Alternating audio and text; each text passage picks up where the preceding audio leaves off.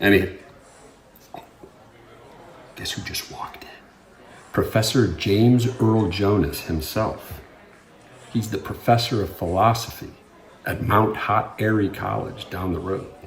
And uncle to Nick, Kevin, and Joe, the Jonas brothers. Hey, Professor Jonas, long time no see. Hello, Castor. How are you? Living the dream. Hey, what are you drinking? I'll have my usual, a mint julep. Would you settle for a natural light? That'll work.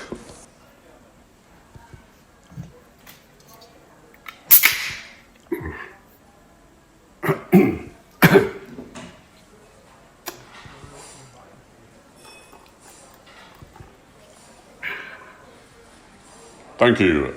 Cheers. So do you want to see a menu? Yes. Do you have any specials this month? Actually, we do. We have a May the 4th platter. Everything comes in fours. Oh, fours? What do you mean? That's right. 4 mozzarella sticks, 4 wings, 4 sliders, and 4 golf balls. Oh? The 4 golf balls are in case you hit 3 onto the other fairway.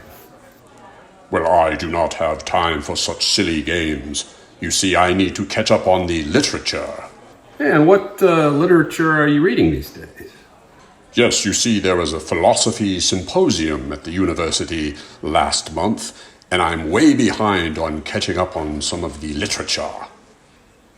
Well, a couple months ago we did a Mount Rushmore of rock and roll on the show. Who would be on your Mount Rushmore of philosophers?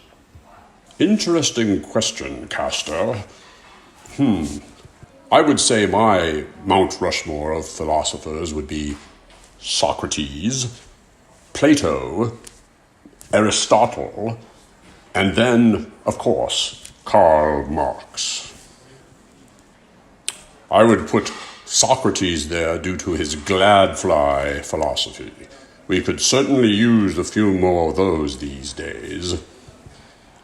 And Plato, of course, is a student of Socrates, and I'm particularly fond of his theories of innatism and idealism. And Aristotle, of course, was a student of Plato. And his most fascinating work was that on syllogism.